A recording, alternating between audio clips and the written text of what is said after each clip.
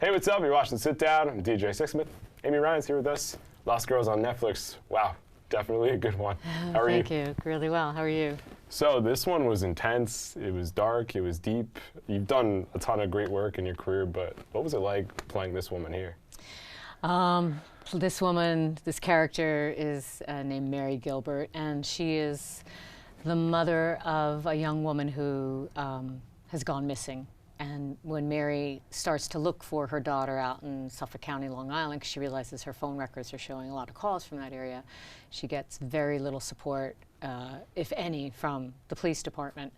And that only fuels Mary to pursue this. She gets, when she's ignored, she gets louder. When she's dismissed, she shows up more.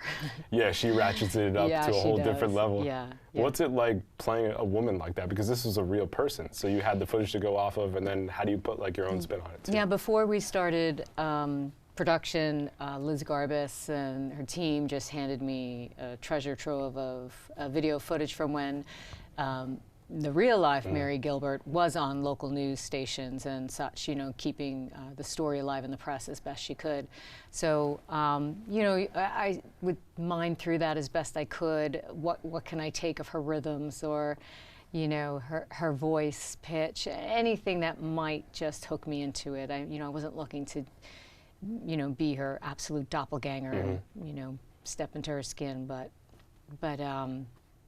anyway, just finding her rhythm and her energy, and she had such incredible drive. I don't know how she worked 2 jobs, lived up in Ellenville, New York, but would get out to Long Island and just to keep this going. And she was a remarkable woman. Yeah, I mean, over the course of a year, right? I mean, this isn't just like a short-term window. This is like a lot of her life. She had kids also. That's right. Just and amazing. A single mom, yeah. You know, so yeah, she had a lot on her plate. Definitely. And when I watch this movie, I think a lot about how the police react to certain situations, depending who's involved.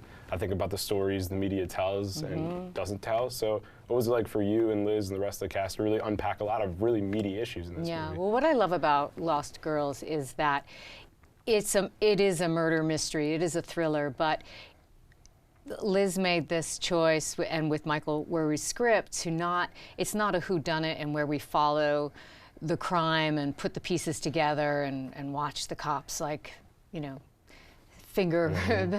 test to find fingerprints on the scene.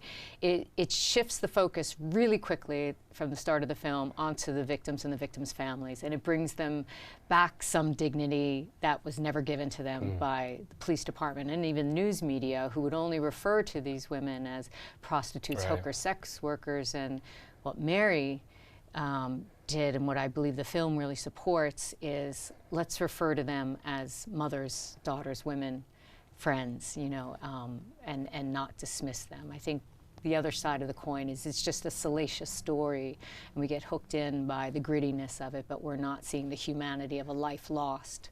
Yeah, it makes such a difference when you describe somebody like that, because automatically a narrative is created by using those other descriptors. Yeah, we start to judge them and dismiss them ourselves, because that's what's being spoon-fed to us. And even that community, too, is like a super insular community. Obviously, class plays an idea in all of this. So what was it like for you guys to play with that, too? Because it's like there's these group of people, it looks really shiny on the outside, but ultimately the underbelly of what's inside of those gates is a lot different than what's on the outside. Yeah, I mean, we focus on a sleepy little town where this little pocket called Gilgo Beach, which is out near Jones Beach, and you know, it is a community that really had no interest in us coming back to film, and in fact, they chased us away. Really?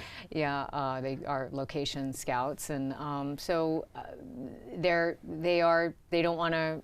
I'm guessing they don't want to open old wounds, but we're at the point of view like, why wouldn't you want to help and shout this from the rooftops? And as Mary says in the film, like, why don't you want to help us get to the bottom of it and help these families? Why are you closing your doors to this? And it's been 10 years. It was a failure on so many fronts.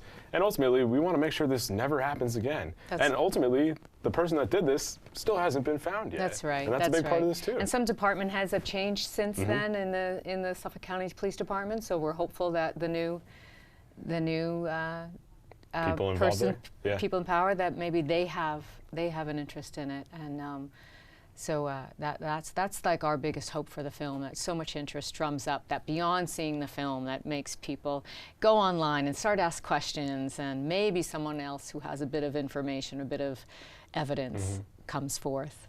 Are they still looking into everything? Like, did you guys have any conversations with the police department, or is this kind of? I don't know if they are. Yeah. I think they, you know, I think they want us to believe they are. Right. But We'll I'll see believe if it when they I see it. Yeah. And that was really the case with Mary, too. Yeah, yeah. And I feel like also another part of this was what you learn at the end of the film. I don't want to give it away, but in terms of ultimately what happens to Mary, that was really heartbreaking. Yes, it was. So knowing how things ended for her, how did you keep all that together? Like, I'm still thinking about the movie, and I watched it yesterday. You played the role for weeks on end. It definitely how do you stayed with me, and I never got to meet Mary or her family. I actually just recently met her daughter Cherie, that is played by Thomas and Mackenzie in the film, and she's lovely. But having not met them, but knowing some of their story at work, we all as a group just felt very protective of them, and we didn't want to